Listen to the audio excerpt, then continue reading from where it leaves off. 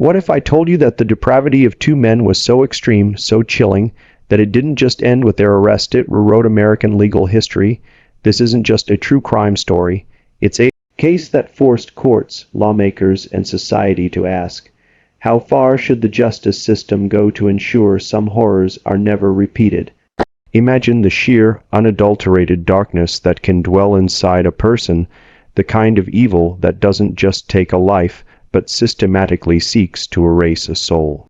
That's the chilling reality we have to confront when we talk about Lawrence Bittaker and Roy Norris, two men whose names are permanently etched into the annals of American crime under a moniker that still sends shivers down the spine: the Toolbox Killers. This isn't just a story about murder. It's a case so profoundly sadistic, so calculated in its cruelty, that it didn't just end with a trial. It actively reshaped the American legal system itself.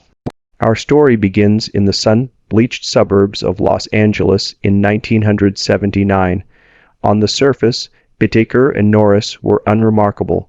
Bittaker, the older of the two, was intelligent, manipulative, and had a history of violent crime. Norris, younger and more impressionable, was a paroled sex offender. They met in prison and formed a bond forged in pure depravity. Upon their release, they made a literal pact, a checklist of horrors they wanted to commit. They bought a van they nicknamed Murder Mac, and they assembled a toolbox. But this wasn't a box for fixing things.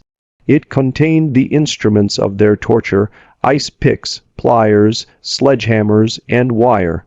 Their goal was as simple as it was monstrous: to kidnap, torture, and kill teenage girls, and to record their suffering. Between June and October of 1979, they executed their plan with nightmarish precision. They would cruise in their van, targeting girls who looked like they were hitchhiking or were alone. They abducted 5 young women: Lucinda Schieffer, Andrea Joy Hall, Jackie Doris Gilliam, Jacqueline Lee Lamp, and Shirley Lynette Ledford. Each name represents a life of potential brutally extinguished, but it was the method that defined the unprecedented horror of this case. They didn't just kill, they engaged in prolonged, excruciating torture. They used the tools from that box to inflict maximum pain while taping the entire ordeal. The audio recording of Shirley Ledford's final hours, which was played in a closed courtroom, was reportedly so harrowing that veteran law enforcement officers and journalists had to leave the room. One reporter described it as the stuff of nightmares. It was a calculated effort to dominate and dehumanize in the most intimate way possible. The case broke not through a dramatic chase, but through Roy Norris's own weakness. After their 5th murder, fearing Bittaker would turn on him, Norris confessed to a friend, who then went to the police. Norris, in a deal to avoid the death penalty, led authorities to the bodies and provided the gruesome details of their partnership. Bittaker, ever arrogant, represented himself at trial, forcing the court and the families to hear the evidence in graphic detail. He was found guilty on all counts, but here is where the story pivots from true crime to legal history. The sheer, visceral impact of this case, the tapes, the testimony, the unbearable grief of the families rippled through courtrooms across the nation. The victims in this case were not just statistics.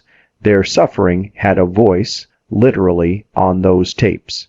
This played a pivotal role in cementing the importance of victim impact statements in capital sentencing phases. The legal system, historically focused on the defendant, was forced to confront the human wreckage left behind in a way it never had before.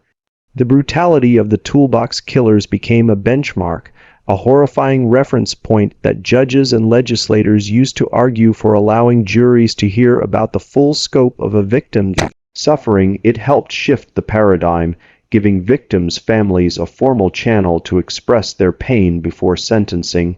Bittaker spent decades on death row in San Quentin, filing endless appeals and showing no remorse. until he died of natural causes in 2019. Norris, his accomplice, remains in prison, serving his life sentence. But their legacy is a dual one, a permanent scar on the collective consciousness and a stark, grim catalyst for change in American jurisprudence. Their toolbox didn't just hold tools of torture. In a twisted, unintended way, it became a tool that helped hammer home the need for victims' rights in a court of law. So when you hear their name, remember not just the darkness they embodied, but also the light of resilience and change that fought back in the aftermath. Remember the names of the young women they took, and remember that because of this case, the law was forced to listen more closely to the voices of the victims it swore to protect. This video isn't about giving monsters attention. It's about understanding how society responds when faced with the unimaginable. What other cases do you think changed laws forever? Let's discuss respectfully in the comments. If you found this perspective meaningful, like, subscribe, and hit the bell for more deep dives into true crime's impact beyond the headlines. Stay aware, stay safe.